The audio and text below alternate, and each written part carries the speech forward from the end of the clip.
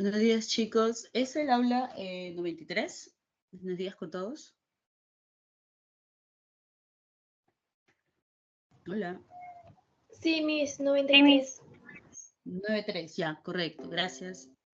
Entonces vamos a comenzar, Victoria, ¿no? Vamos a comenzar con la semana 2 con respecto al curso de filosofía. Ustedes saben, jóvenes, que Microsoft Teams es una plataforma pesada. Perdónenme que no tenga la cámara prendida. Es por ese motivo, para que no se cuelgue. Y ahorita voy a compartir y me van a decir si se ve y si se me escucha ya, ¿no? Pero espérense un ratito mientras comparto.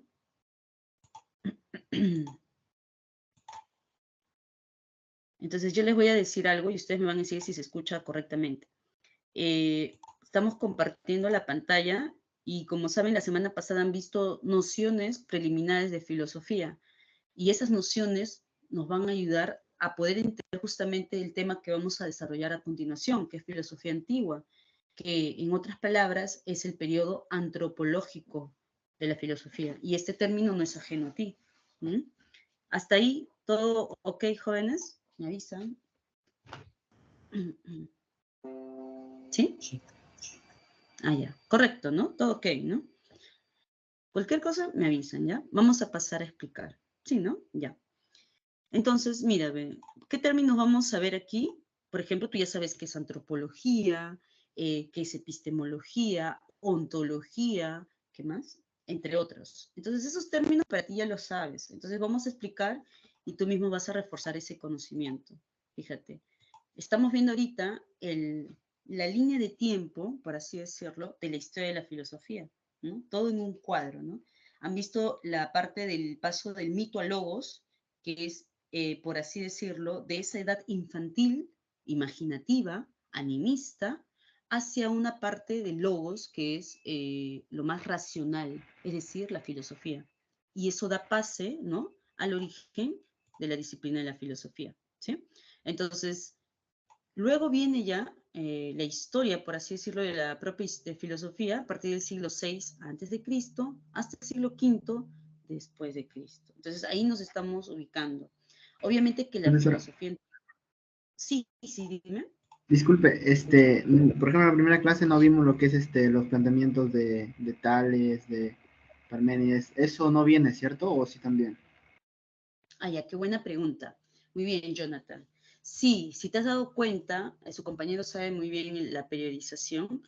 Este es el periodo, la filosofía antigua es el periodo antropológico, donde Sócrates, Platón y Aristóteles se van a centrar en el hombre, ¿sí o no? Pero antes de eso hubo otro periodo llamado cosmológico, como dice su compañero Jonathan, en donde los filósofos presocráticos, por así decirlo, se preocuparon del principio de todo, es decir, del cosmos, periodo cosmológico, los llamados físicos, ¿no? Entonces, cada uno va a plantear un principio o también denominado arjé, ¿no? Para Tales, el arjé o el principio de todo es el agua, para Pitágoras, los números y así sucesivamente. Es cierto, no viene, por eso es que también nos está realizando, para poder concentrarnos en los temas específicos, ¿no? Pero sí, por cultura, sabemos eso. Aparte que hay un filósofo, ¿no? El padre de la filosofía, ¿quién es? El que recauda todo ese conocimiento. ¿Sí o no? ¿Quién es, jóvenes, el padre de la El filosofía? moderno Descartes. El padre de la filosofía antigua, perdóname, me faltó Ah, completar Tales. con eso. ¿Será Tales? Tales de Mileto. Platón. Uy, a ver, cerca, a ver, jóvenes. Vamos entonces a ir explicando, ¿ya? Para empezar, el padre de la filosofía moderna, exacto, Aristóteles. Pero está bien, el padre de la filosofía moderna sí es Descartes, o Descartes, muy bien. Y el padre de la filosofía antigua, como la filosofía antigua, es Aristóteles. ¿Pero por qué? Si también habían otros filósofos como Tales, el propio Sócrates, el propio Platón. En síntesis, porque Aristóteles es el único que escribió tratados. Es decir, Aristóteles escribió el tratado de psicología, tratado de poética, tratado de filosofía. Es un tratadista. En cambio, Sócrates, uno, no escribió nada. Platón escribió pero sus textos son más pedagógicos, más propedéuticos, son diálogos, ¿no? Que a través de mitos te explican conceptos. Digamos que Aristóteles fue más serio, por así decirlo, en su estudio de la filosofía, y por eso es el padre, ¿no? Incluso en la época medieval lo van a llamar el filósofo, ¿no? Imagínate, el filósofo. Entonces, pero también Aristóteles, el pensamiento de Aristóteles no es gratuito. Ya el joven, ¿no? Jonathan, había mencionado a los del periodo cosmológico. ¿Te acuerdas que en la clase pasada tu profe te dijo que para Aristóteles la filosofía es qué cosa? Ciencia teórica de qué? ¿Qué decía Aristóteles de la filosofía? Es una De ciencia los primeros teórica que... principios y causas. Claro. ¿Y quién decía eso en antiguo? Los presocráticos. Los presocráticos decían, quiero averiguar por qué existe todo esto, ¿no? ¿Qué es todo esto? El cosmos o la física, por eso se llamaban los físicos. Entonces Aristóteles ha leído a los presocráticos y no es una inferencia, está en sus libros. En sus libros de Aristóteles, al inicio, él empieza haciendo como un resumen de cada uno de los pensamientos de estos presocráticos, de Parménides, de Heráclito, de todos. Por eso es que su definición de Aristóteles es, la filosofía es una ciencia teórica que estudia los primeros principios o primeras causas. Porque claro, tiene todo un bagaje que le antecede de los presocráticos, de Platón y de Sócrates. Entonces, él resume todo ello, ¿no? Pero a ver, vayamos por partes. Entonces, antes de llegar a Aristóteles, vayamos con Sócrates. A pesar de que él no escribió nada, todo lo que se sepa de él es por sus discípulos, ¿no? Genofonte y también el más popular, Platón. Entonces, nosotros sabemos frases sueltas como, por ejemplo, el solo sé que nada sé, o conócete a ti mismo. ¿Y qué significa todo esto? Bueno, el conócete a ti mismo es como lo que hoy en día podríamos llamar la personalidad, ¿no? En psicología, el autoconocimiento. Porque claro, si yo sé mis aptitudes, por ejemplo, soy buena dibujando y pintando, pero voy a realizarme más en esto. Me meto a clases de pintura, ¿ves? Pero porque te conoces. ¿Cómo puedes desarrollar algo si no conoces qué es lo que tienes? Por ejemplo, cuando Messi se lo metieron en la academia, obviamente que vieron aptitudes en él, ¿no? Aptitudes. Y él también se reconoce, soy bueno con la pelota, ¿no? O sea, sé jugar, ¿no? Reconozco eso en mí. Y luego lo desarrollas. Si no hubiera seguido desarrollando, esa aptitud se hubiera perdido. Así como tantos potenciales jugadores que hay en todo el mundo, que por falta de apoyo y otros, pudieron haber sido igual o mejor o a la misma altura. Pero, como dice Sócrates, hay que desarrollar la máxima realización de tu ser, de tu virtud. La virtud es esa aptitud, ¿no? En términos modernos, la virtud es la aptitud que tienes, de repente para el canto, para el ejercicio, etcétera, qué sé yo, para leer. Entonces, esa es la finalidad. El fin es el objetivo, ¿no? El para qué, ¿no? El cultivo del alma. Cultivo del alma no es otra cosa que estudiar, ¿no? Cultivar. Cultivo es la semilla. Insertas la semilla en la mente de la persona y va cultivando, ¿no? Va cultivando y va realizando su virtud. Pero para eso tienes que conocerte, dice Aristóteles, dice Sócrates. Conócete a ti mismo. Si sé que soy una persona introvertida, que no tiene nada de malo tener esa personalidad, no voy a elegir la carrera de comunicación, pues no tendría lógica, ¿no, jóvenes? Si eres introvertido, puedes elegir la carrera de bibliotecología, porque tu personalidad está inmersa en tu mundo interior y no en el mundo exterior, por ejemplo. Entonces, pero ¿cómo vas a elegir si no te conoces? Dice Sócrates. Conócete y luego desarrolla esa virtud. Luego, en el caso del solo sé que nada sé, lo que quería Sócrates es que la población reconozca qué cosa, su ignorancia. Sócrates decía, todo el mundo dice, yo sé todo, pero nadie sabe nada, dice. Yo al menos reconozco mi ignorancia. Yo al menos, dice Sócrates, sé que nada sé. Al menos ese conocimiento tengo, diría Sócrates. Pero los demás dicen, yo sé esto. Solo sé que nada sé, o sea, solo uno se debe, eso nos enseña que uno debe conocerse a sí, solo se conoce a sí mismo. Sí, se relaciona, Alberto, claro. Como tú te conoces, muy bien, y luego tú también sabes reconocer qué es lo que ignoras. Por ejemplo, yo ignoro de programación, Entonces no puedo expresarme en esa área porque desconozco, ignoro. Y eso se basa en tu autoconocimiento, claro, exacto. Está muy bien la relación. Primero te autoconoces y luego reconoces tu ignorancia para desarrollarte, pues. Entonces, si yo reconozco que me falta matemáticas, entonces luego lo desarrollo. Pero si no reconozco esa ignorancia, nunca voy a desarrollar esa capacidad o actitud. Claro, tengo que reconocer. Es lo que hoy en día se llamaría en psicología reconocer mis fortalezas y debilidades, dice la psicología, ¿no? El sistema de FODA. Entonces, si tú reconoces tus debilidades y fortalezas, tienes el mundo ganado. El problema es cuando pensamos que sabemos algo, ¿no? Y estamos ignorando muchas cosas. Por eso hay empresas que fracasan porque empiezan un negocio e ignoran todo el sistema del mercado, cómo funciona, ¿no? La ley de oferta y demanda. Entonces, ¿ves? Si te metes en un asunto el cual ignoras, obviamente que van a pasar cosas que no esperabas, ¿no? Porque estás ignorando. Entonces, ¿qué tienes que hacer? Diría Sócrates, en términos modernos, capacitarte o a realizar tu máxima virtud, ¿no? Si crees que eres bueno para ello, ¿no? Empresa, deporte, arte, entre otros. Ahora, ¿cómo Sócrates hacía reducir tu ignorancia? A través de un método, el método de la mayéutica, o también llamado método socrático, también llamado método dialéctico. ¿Por qué? Porque este método consistía en el diálogo, de ahí viene el término dialéctico, porque mínimo se necesitan dos personas, ¿no? Entonces, acá dice ironía, porque justamente, ¿no? A través de la burla o ironía, Sócrates mostraba nuestra ignorancia, ¿no? A través de preguntas y repreguntas, ¿no?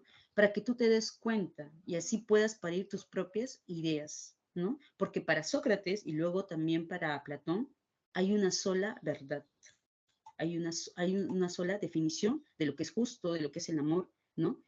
Y tu opinión o lo que tú pienses de ello no importa, ¿no? Sino que solamente hay una. ¿Y cómo te vas a dar cuenta de eso, dice Sócrates? A través de la mayéutica, a través de demostrar eso que no sabes. ¿No? Luego viene la contienda que él tiene con los sofistas, justamente, porque los sofistas van a decir todo lo contrario. Los sofistas van a decir, bueno, no hay una verdad, hay muchas verdades. ¿Por qué? Porque eso depende del lugar o circunstancia en la que me encuentre. Es decir, habrán tantas verdades como tantas opiniones haya. Y es más, la verdad depende de una convención, dirán los sofistas. Entonces Sócrates ahí sí dice no, ¿no? No. Por eso acá dice que combatió el relativismo nociológico. El término relativismo significa relativo o dependiente de. ¿Dependiente de qué? Del hombre. Por eso es que Protágoras, no Pitágoras, jóvenes, Protágoras es un sofista, Pitágoras es un filósofo presocrático, el que va a decir, el hombre es la medida de todas las cosas. Esto significa que la verdad depende del hombre, depende de la subjetividad del sujeto. Es decir, si hoy en día matar es malo, de acá a 10 años, si los hombres se acuerdan en un sistema político, de repente matar no es malo, ¿no? Como esa película en donde hay un día que se puede matar y no pasa nada, ¿no? No me acuerdo cómo se llama esa película, en donde declaran un día en que puedes matar y no es malo, ¿no? Aquí en provincias también hay un sistema, pero no con matar jóvenes, sino otras cosas, en donde todo está permitido, ¿no? Entonces, la verdad es un convencionalismo, es decir, conveniente a qué? Al hombre. El hombre es la medida de todas las cosas, depende del hombre, dirían los sofistas. Y Sócrates dice, no. Ahora tú te preguntarás, ¿por qué Sócrates defendía tanto una verdad? ¿Que por qué no es abierto de mente? ¿Por qué no dice, sí, ok, pueden haber muchas verdades? En la clase pasada, acuérdate que uno de los factores para el surgimiento de la filosofía era de que, ¿cómo estaba Grecia, jóvenes? ¿Estaba en crisis cuando surge la filosofía o estaba en su máximo esplendor? ¿Qué dicen ustedes? ¿Se acuerdan? Máximo esplendor. ¿Están Máximo seguros esplendor. ahora? ¿Están seguros que era su máximo esplendor? Estaba en crisis. Estaba en crisis. Ahora ponte a pensar, deduce tú mismo, en una sociedad en crisis, vienen los sofistas a decirte todas las verdades son válidas, ¿generará más crisis o apaciguará la crisis? ¿Qué dicen ustedes? Apaciguará la crisis. ¿Apaciguará, Más jóvenes? crisis. en una sociedad donde hay crisis, ¿no? Como la nuestra, ¿no? Hay, bueno, como siempre ha habido, jóvenes, solo que ahora como hay redes es más notorio, pero siempre ha habido muertes, siempre ha habido robos, pero lo que pasa es que hoy en día con las redes y todo parece que hubiera más, ¿no? O sea, siempre ha estado ahí, solo que ha estado oculto, nada más. Pero bueno, ese es otro tema. Entonces, en una sociedad de crisis, si vas a implantar una teoría de que hay un relativismo, todas las verdades son válidas, vas a generar más crisis, más confusión. Entonces, Sócrates que amaba a su Grecia, él decía, no, no, no. Los sofistas van a venir con sus ideas, ¿no? Con su relativismo nociológico a implantar verdades. No, hay una verdad. Sócrates quería salvar a Grecia y ya sabemos por historia lo que pasa, ¿no? Ya sabemos lo que pasa con Grecia. Incluso estaba tan corrupta y en crisis Grecia que mata, por así decirlo, a uno de sus mejores pensadores, que es Sócrates. Le hacen beber la cicuta, que es un veneno. Entonces, ahí nomás date cuenta que estaban en crisis y obviamente los sofistas con su relativismo crearían más crisis, ¿no? Pero claro, otros dirían, pero claro, la crisis hizo surgir la filosofía, por supuesto. Caos, ¿no? Caótico. Entonces ahí está la contienda, ¿no? La verdad dependerá del hombre, subjetivismo. Y obviamente Sócrates no duda, ¿no? No duda de ese conocimiento, de esa verdad absoluta, de esa definición universal que puede salir del método mayéutico. Pero para los sofistas, sí, ¿no? Es válida la duda. Y la duda tiene relación con una actitud. Cuando tú dudas de algo, ¿cómo se llama esa actitud? Dudo de esto, dudo de lo otro, dudo de si existen o no seres extraterrestres. ¿Cómo se llama Crítica. eso? Crítica o también, cuando dudas, escéptica, ¿sí o no? Soy Sí. escéptico, claro. Muchos dicen que existen seres extraterrestres, pero yo la verdad es que dudo, ¿no? Voy a plantear esta duda. Los escépticos también tienen esa posición, ¿ah? Los sofistas también son escépticos, porque claro, no Espera, están... escépticos, o sea, ¿qué significa de escéptico? Ah, Porque ya, usted debe saber lo que estoy pensando cuando escucho la palabra de escéptico, ¿verdad? sí. Ya A ver, sabe, Sebastián. eso de las películas de Transformers, todo eso. A ver, Alberto, la palabra escéptico, muy bien lo has dicho, significa la duda, ¿no? Tener un estado de pensamiento de duda, de no afirmación, ¿no? Los escépticos no pueden afirmar algo, sino que más bien dudan, como la actitud de los sofistas, a O diferencia sea, de Sócrates. de escépticos son personas con dudas. Ya, sí, por así decirlo, dudan, exacto, dudan. Esto nos va a servir para poder responder una de las preguntas que están en tu texto, ¿no? Entonces, quedémonos con esa idea de que los sofistas tienen esa actitud escéptica o de duda, ¿sí? Vayamos ahora con Platón, uno de los principales discípulos de Sócrates, porque tuvo varios, ¿no? Pero entre ellos, Platón destaca. Ahora, lo que tenemos que entender de Platón son tres disciplinas, ¿no? La ontología, la gnoseología y su antropología, ¿no? Son términos que tú ya conoces por la clase anterior, ¿no? Entonces, acuérdate que Platón es bien propedéutico, bien pedagógico, entonces a través de los mitos te va a enseñar sus teorías. La primera teoría es la teoría, o el primer mito es el mito de la caverna, ¿no? Y si tú has visto la película Matrix, entonces Matrix es como la caverna. Y la caverna siempre es un lugar oscuro. Y la oscuridad es símbolo de qué, jóvenes? Oscuridad, donde no veo nada. Muerte, Ignorancia. muerte. Ignorancia, exacto, estado de ignorancia. Entonces, si la caverna, donde todo está oscuro, es símbolo de ignorancia, quiere decir que habrá otra instancia en donde están las verdades. Entonces, aquí y ahora, en este mundo donde estamos, dice Platón, es la caverna. Está la ignorancia. Creemos saber cosas, pero no son realmente. La verdad no está aquí, va a decir Platón. Entonces, si no está aquí, Platón, la verdad, ¿dónde está? En otro mundo. En otro mundo llamado el mundo de las ideas o mundo de las esencias, en donde todo es eterno, nada muere, nada cambia, todo es inmutable y todo es perfecto. Claro, tiene que ser perfecto porque ahí está la verdad. Y este mundo que tenemos en el aquí y ahora es un mundo temporal, ¿no? Porque este mundo va a acabar en algún momento. Y también es cambiante, ¿no? Porque la población que está viviendo ahorita, esta generación, de acá a 100 años, ya no va a existir. Entonces todo cambia. todo es imperfecto, dice Platón. Aquí no puede estar la verdad, porque aquí todo cambia. Lo que los hombres que existen ahora, más adelante, de acá a un siglo, ya no estarán y cambiará, y así sucesivamente. Entonces, esto es para explicarte su ontología. Platón parte la realidad en dos. Y cuando decimos dos, ¿qué término se asemeja ahí, jóvenes? Cuando un cantante se une a otro cantante, ¿cómo decimos? Dúo. Dúo, muy bien. Aquí Platón está planteando un dualismo ontológico. ¿Por qué? Porque la realidad en dos, mundo de las ideas, mundo sensible. Y crea un gran problema, pues. ¿Dónde está el otro mundo? Entonces, hay un problema que está planteando aquí Platón. Y por ende, su nociología, su teoría del conocimiento, también es dividida en dos, dualismo nociológico. ¿Por qué? Porque en el mundo de las ideas, ese mundo que no vemos, ¿no? Está la verdad, la ciencia, dice Platón. Y en el mundo sensible terrenal están puras opiniones, haciendo referencia, ¿no?, a su maestro Sócrates, que combatía el pensamiento relativista, escéptico de los sofistas. Entonces decía, en este mundo están las opiniones, la verdad no está aquí, está en el mundo de las ideas. ¿Por qué? Porque ese mundo es perfecto y eterno. Luego de eso, vayamos a O ver sea que, lo o que sea que está son... de acuerdo con los sofistas, ¿no, profesora? ¿Quién está de acuerdo con los sofistas? Platón. Pero fíjate, Jonathan, mira, Platón parte la realidad en dos, mundo de las ideas y mundo sensible.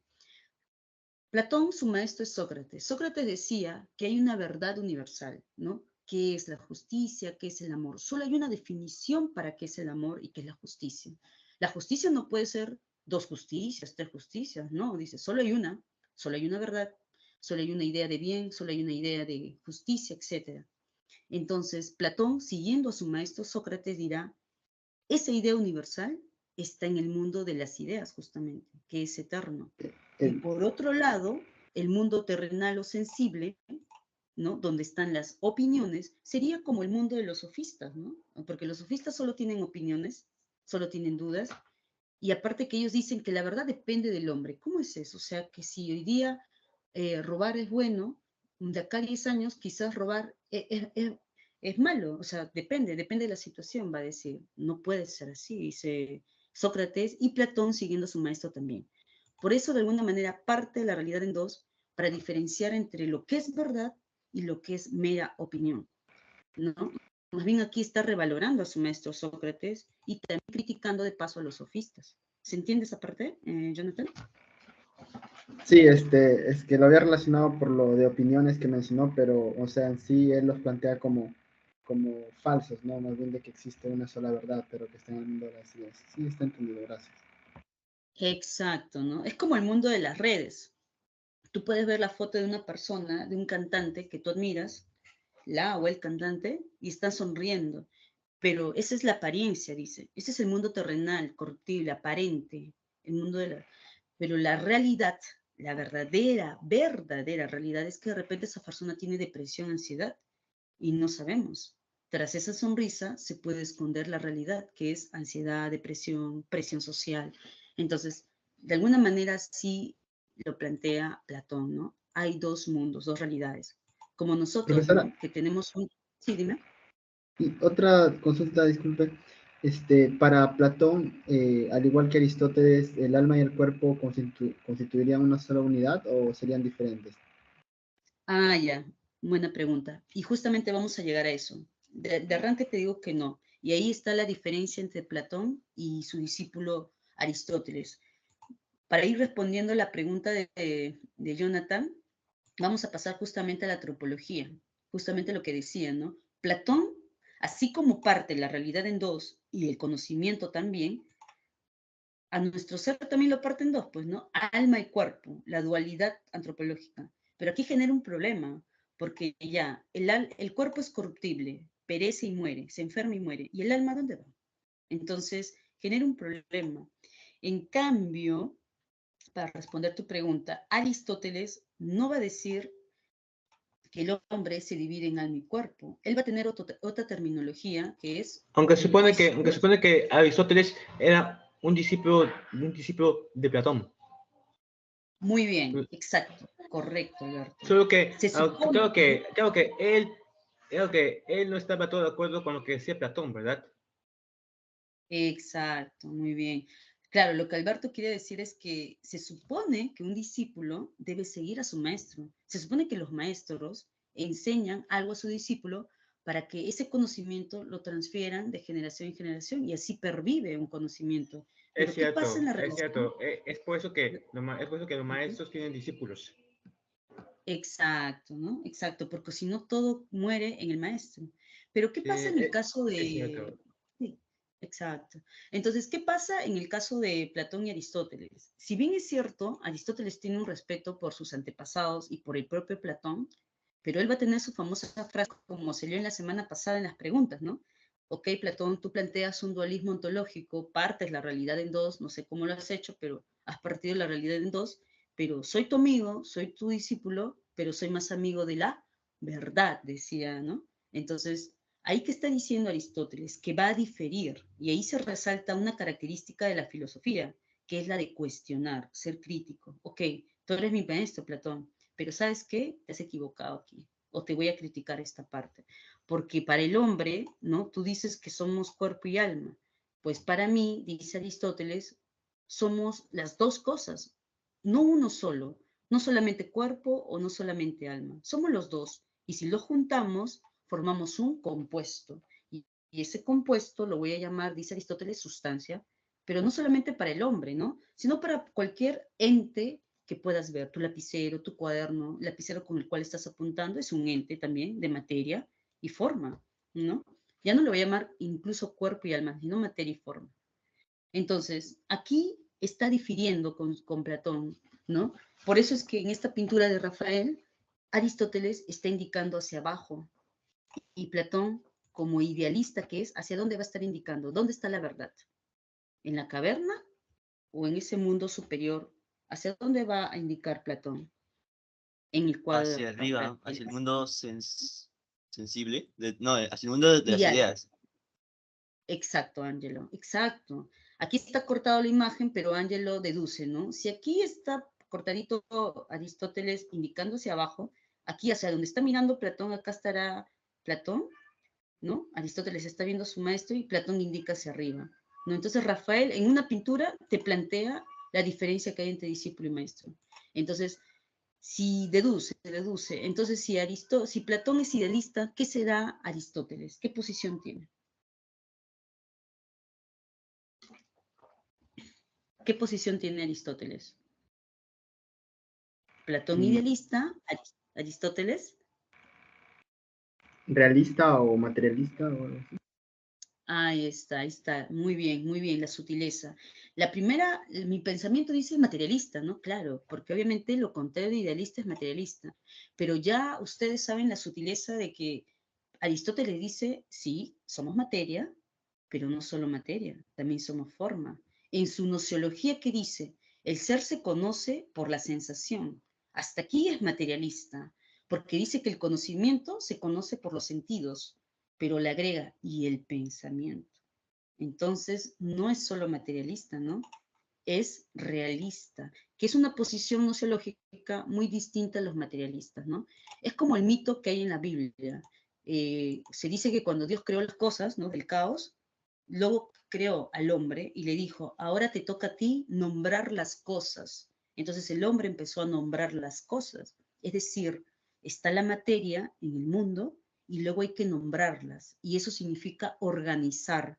Y el organizar las cosas no es algo material, lo haces con la mente, es algo abstracto.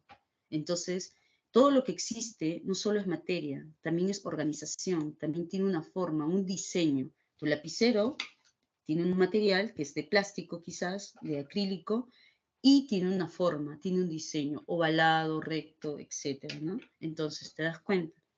Posición realista, contraria, o no necesariamente contraria, porque contraria sería materialista. Es una posición cuestionadora a su maestro, porque también toma, ¿no? La teoría de su maestro, materia y forma, pero él ya le agrega este plus de sustancia, somos un compuesto, ¿no? Entonces, la verdad también está aquí, pues, en la Tierra, no solamente en el mundo de las ideas. Aquí está la realidad. Aquí está la verdad, posición realista, los pies sobre la tierra. Y luego también acuérdate que Aristóteles se había enriquecido del pensamiento de los presocráticos, donde averiguaban el principio de todo, y ese principio te lleva hacia atrás, ¿no? La actitud radical siempre te lleva hacia atrás. Y la relación causa-efecto es así también. Por eso él plantea su teoría de las 4 causas, ¿no? Causa-efecto. Si nosotros estamos aquí, es debido a algo, dice, ¿no? Si todas las cosas que vemos aquí es debido a algo. La ropa que tienes puesto, alguien la tuvo que hacer, ¿no? O tú la hiciste. Entonces, alguien tuvo que hacer la ropa que tienes, la laptop que usas, ¿no? Y tú mismo, si estás aquí, es por algo, diría Aristóteles. Y antes de ver esa causa final, empecemos por la causa más así simple, que es la causa material, ¿no? Obviamente, si tú te tocas, sientes tus huesitos, tu muslo, tu sistema muscular, tu piel, esa sería la causa material, ¿no? Corruptible. Y luego también hay una causa formal. Acuérdate que la palabra formal es lo mismo que diseño, es decir, tú tienes una forma, ¿no? ¿Cómo sé que tú eres un ser humano? Porque tienes la forma de ser humano. ¿Cómo sé que esto es un cuaderno? Porque tiene la forma de un cuaderno. ¿Cómo sé que eso es una mesa? Porque tiene la forma de una mesa. Entonces, cada entidad, o como diría Aristóteles, cada compuesto, sustancia, tiene una materia y tiene una forma, tiene un diseño. Causa material, causa formal. ¿Pero qué? ¿Quién unió a la causa material y la causa formal? La causa eficiente.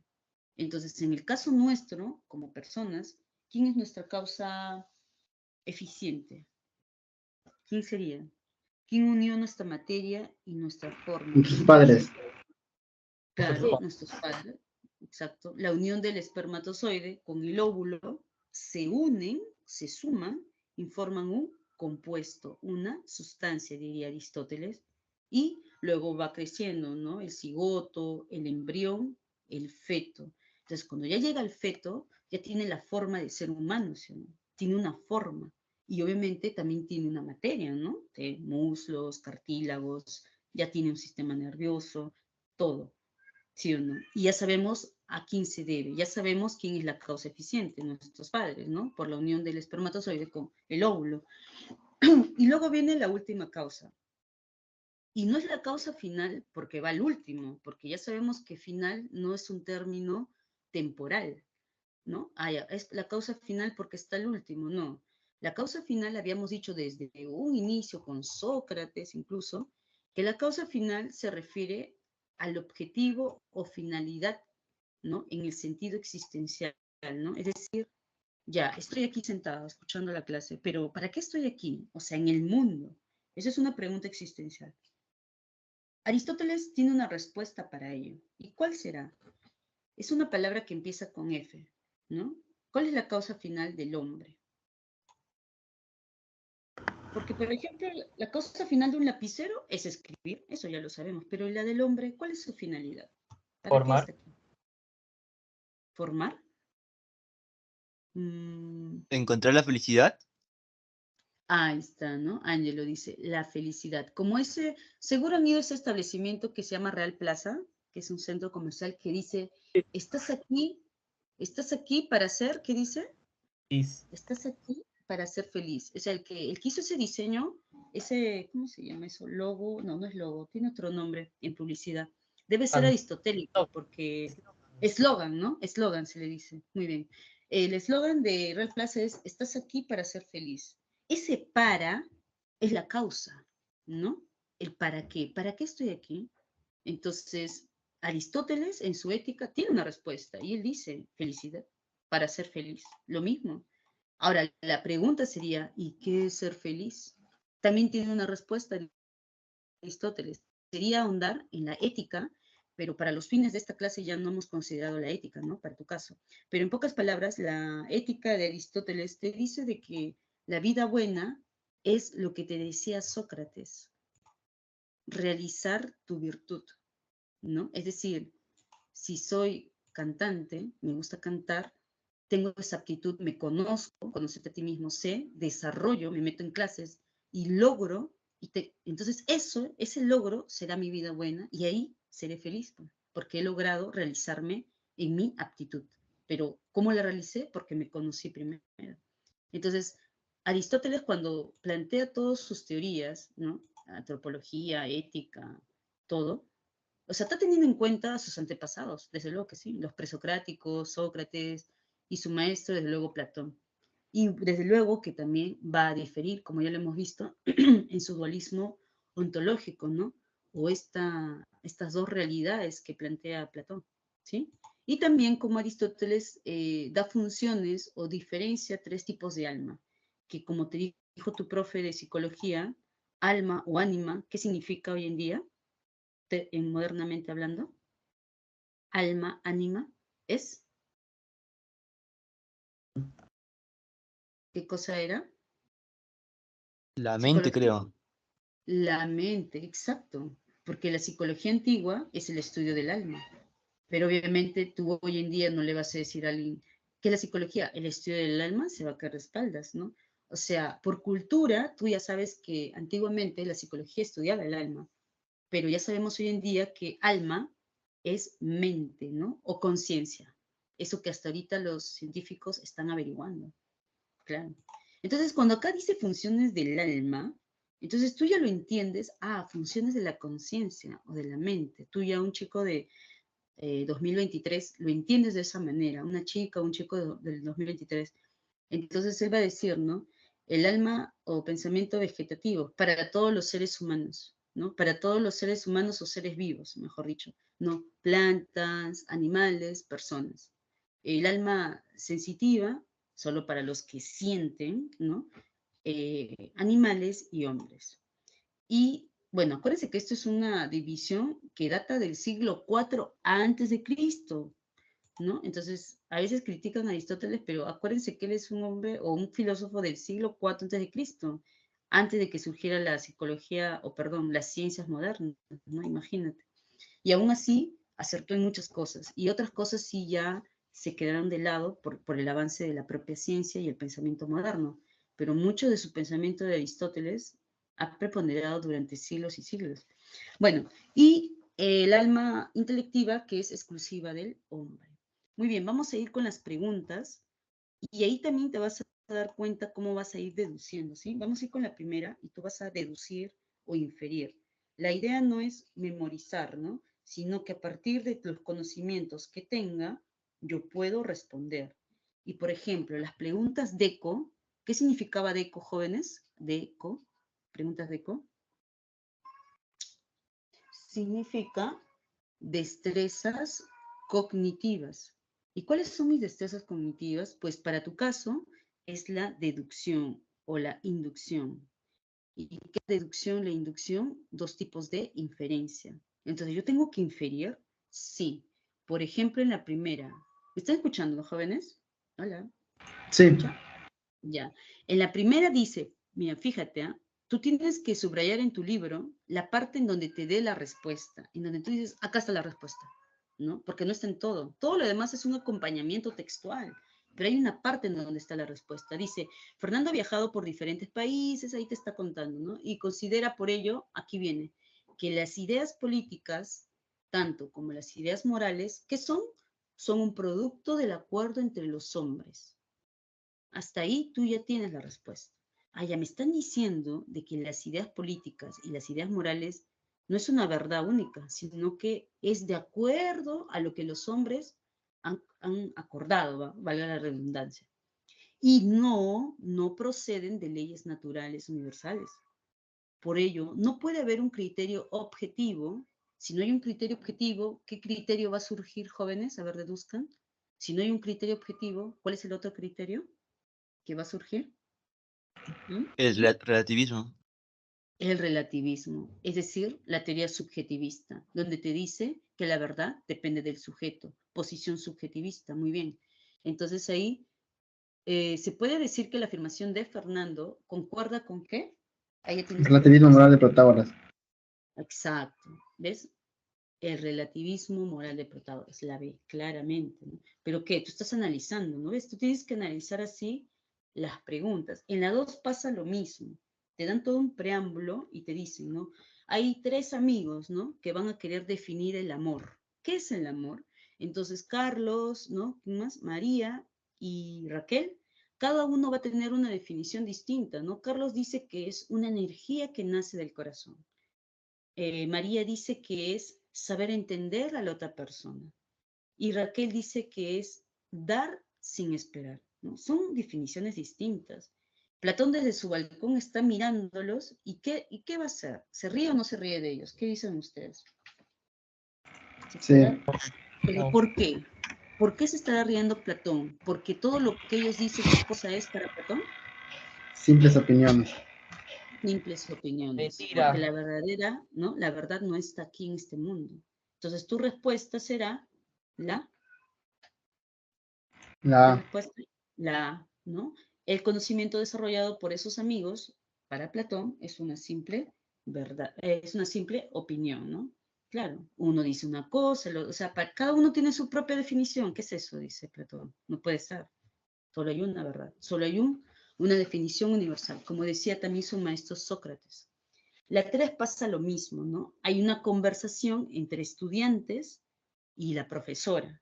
Los estudiantes están diciendo que la justicia es un producto o resultado de las convenciones, de los acuerdos. ¿Por qué? Porque lo justo para la comunidad puede no serlo para otra. O sea que lo justo depende de cada comunidad. Si en la comunidad A hay una justicia, en la comunidad B hay otra justicia. Entonces la justicia va a cambiar, dicen los alumnos. No puede haber una sola justicia. Pero por otro lado, dice la profesora, no, ¿no? Solo hay una justicia, ¿no? ¿Y cómo lo argumenta?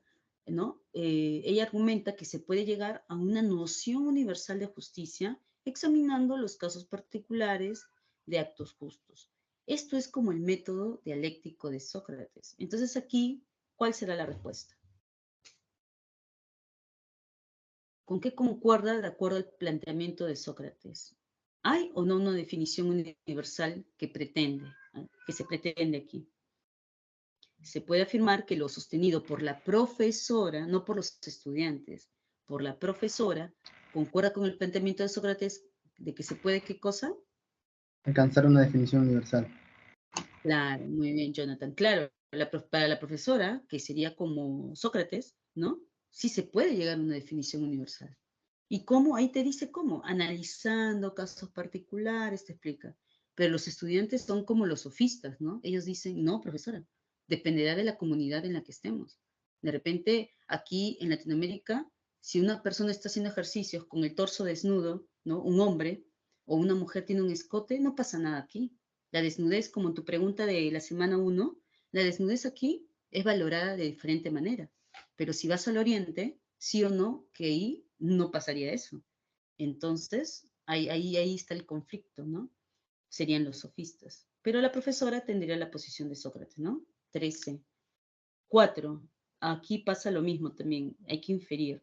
Según la información proporcionada, entonces por un barómetro global, entonces te empieza a dar una data, ¿no? De percepción del cambio climático. A ver, acá de repente en este salón hay dos posiciones, ¿no? ¿Qué opinas tú? ¿El daño, el perjuicio o el cambio climático es realizada por los hombres o es algo natural que tiene que suceder sí o sí? Hay dos posiciones nada más, ¿eh? Puedes votar, el origen del cambio climático se debe a la acción del hombre, 1. O 2, el cambio climático se debe a una cuestión natural. Su origen es algo natural, es decir, sí o sí iba a pasar el cambio climático porque es parte de, ¿no? Del sistema de la naturaleza. ¿En cuál de las dos posiciones estarían ustedes? ¿Mm? De repente un grupo dice, no, yo sí creo que el hombre, ¿no? Es la causa del cambio climático, ¿no? El ejercicio, ¿no? De la industria y todo ello. Y por otro lado, en este salón, sí, dime, ¿te escucho? ¿No? Dime.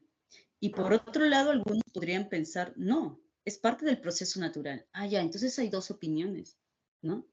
Pero quizás como ven que una posición está ganando, una posición se va al otro bando, ¿no? Es decir, como dice aquí, las personas que afirmaban que la actividad solar, las erupciones volcánicas y las corrientes marinas son fenómenos que pueden afectar al clima global y que de hecho esto ha ocurrido en el pasado.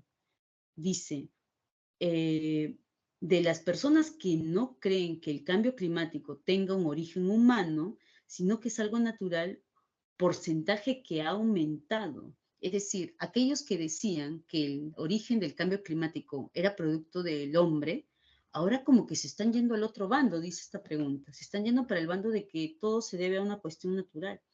Entonces, en base a esa información, ¿qué se puede deducir? Si tú te cambias de bando, entonces estás creyendo en una verdad o en varias verdades. Si te Duda, cambias de ¿no? bando. Claro. Si te paras cambiando de bando, como dice Daniel, quiere decir que estás dudando. Quiere decir que esa afirmación que tú tenías, el hombre es el causante del clima climático, luego empiezas a dudar, ¿no? Dice Daniel. Ah, no, creo que no, porque creo que eso es parte del sistema, ¿no? Las erupciones volcánicas, toda esa actividad solar, de repente, ¿no? Quizás sea producto del propio sistema natural del mundo. Entonces, empieza la duda y cambias de opinión, ¿no? De lo que decías una cosa, ahora dices otra. Entonces, eso se debe, justamente, exhibe un escepticismo similar al que tenían también los sofistas. Los sofistas eran conocidos como viajeros, ¿no? Iban a una comunidad y decían, uy, acá comer carne humana, los antropófagos, es bueno, no se ve mal. Voy a otra comunidad, no, aquí sí es vetado, está mal eso. Entonces ellos decían, ah, la verdad depende en dónde me encuentre, ¿no? Y esta puede cambiar. Y dudan, ¿no? La respuesta es la B, porque obviamente el carácter escéptico está afianzado en el carácter sofista que tenían ellos, ¿no? Exhiben un escepticismo similar al de los sofistas sobre el cambio climático. La 4 es la B, escépticos. 5.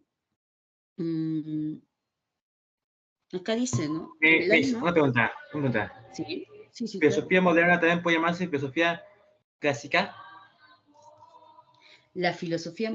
Ya, lo que pasa es que el término clásico es un término para datear lo antiguo, la época antigua, la antigüedad, ¿no? Entonces no. Entonces, no, la modernidad no es a partir del siglo XVI en adelante con el puente del Renacimiento, ¿no? El Renacimiento es un periodo que no se estudia, bueno, que debemos de estudiarlo, obviamente, pero que, digamos, no es tan necesario para términos prácticos de tu examen. Pero el Renacimiento es el puente, ¿no? Entre ese mundo antiguo, la época medieval, grecolatina, y luego el mundo moderno, ¿no? Es como la antesala.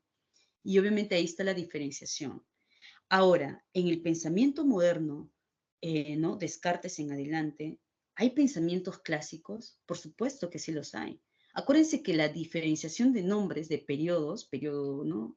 Moderno, contemporáneo, es una clasificación pedagógica, ¿no? Para poder marcar las diferencias. Pero obviamente, cuando empieza la modernidad, por ejemplo, hay mucho pensamiento medieval ahí, ¿no? Medieval, clásico, por supuesto. Pero para poder presentar un tema en una clase, no, se tiene siempre que diferenciar. Esa es una cuestión pedagógica. Pero de hecho que sí, hubo mucho pensamiento clásico, medieval también. Es más, hay teorías de que gracias al pensamiento medieval surge la ciencia, ¿no? Hay toda una cuestión también problemática e interesante, pero en términos pedagógicos, época antigua, ¿no? Época medieval, y luego el Renacimiento como puente, y luego la época moderna, como dijiste, y último, época contemporánea, ¿sí? La diferencia es formal, nada más, ¿ah? Formal, porque la historia es tan rica que pueden converger muchos tipos de pensamientos en una misma época, ¿sí? No es que, ya, a partir de mañana ya empieza otra época, no, ¿no? Convergen, conviven durante mucho tiempo distintos tipos de pensamiento, y el clásico también, ¿no? Vamos a ir con la 5 y ahí, luego ya las demás les dictaré las claves, ¿ya? Pero acuérdate cómo debes de abordar la pregunta. Así debes de abordarla. Leer y luego decir, aquí está la respuesta. Saber el por qué estás marcando la A, la B o la C, ¿no? No simplemente marcar. Por ejemplo, en la 5, cuando te dice, el alma para Aristóteles es la forma del cuerpo, el diseño, ¿sí o no? Por lo tanto, no hay un alma separada del cuerpo, porque si no, sería como una masa informe, ¿no? Ahí en la esquina, nada más. Tienes que tener forma, obviamente. Por eso el alma es función del cuerpo, de la misma manera que la vista es función del ojo, ¿sí o no? Lo que hace que un cuerpo tenga vida es precisamente el alma. Claro, Alma viene de ánima, ánimos. Ánimo es vida, ¿sí o no? El alma es el principio de la vida. Y en esto consiste la diferencia esencial entre el ser vivo y no vivo. En base a lo leído, se puede decir que para Aristóteles, por ejemplo, aquí ustedes tienen que tener en cuenta la crítica que le hace Aristóteles a su maestro Platón. La crítica que le hace es a su dualismo ontológico, ¿sí o no? Esto de diferenciar cuerpo y alma, ¿no? ¿Cómo es eso? Dice Aristóteles, ¿cómo es eso que el alma está en el mundo de las ideas separado del mundo terrenal donde está el cuerpo? Tienen que estar unidos. Entonces, si para Platón, el alma está en el mundo de las ideas, para Aristóteles, ¿el alma va a estar en el mundo de las ideas, jóvenes? ¿Va a estar ahí para Aristóteles? No. No. ¿Y dónde va a estar entonces, si no está ahí? ¿Qué otro mundo te queda, aparte El del mundo mundo ideal? material. En el mundo material terrenal. Ahí va a estar, ahí pertenece. Entonces, ¿cuál es tu respuesta? La C. La C. Claro, el cuerpo, o mejor dicho, el alma, pertenece al orden natural y no al mundo ideal. Aquí. ¿Por qué? Porque el ser humano y todo lo que pueda existir aquí en este mundo es un compuesto. Y si tú a un compuesto le quitas la otra parte, ya no es un compuesto, pues, ¿no? Ya no sería un compuesto. Si tú a un cuerpo le quitas la forma, entonces ya no es un cuerpo, es una simple materia, informe. Entonces, tiene que tener las dos, alma y cuerpo, o materia y forma para el caso de Aristóteles. Y así vas deduciendo, ¿ya? Les voy dictando las claves, jóvenes. 6 es la E de espacio. 6E. 7, un ratito, 7, 6E, 7B de bueno, y 8 también B de bondad, ¿sí? Hay una lectura ahí también, jóvenes, les voy a dictar la clave. Sí, dime. ¿Cuál era la respuesta de la 3? Allá, allá, vamos de nuevo. A ver, jóvenes, de nuevo para todos, dice 1, B de bondad, 2, A de amistad, 3, C de cereza, 4, B de bondad, 5, C de causa, 6E de espacio, y la 7 y la 8 es la misma, es la B, ¿sí? 7 y 8, la B. La lectura. Y de la lectura es la letra C de causa, así como las 4 causas de Aristóteles. ¿Ya, chicos? Okay. Muy bien, gracias por su atención, jóvenes.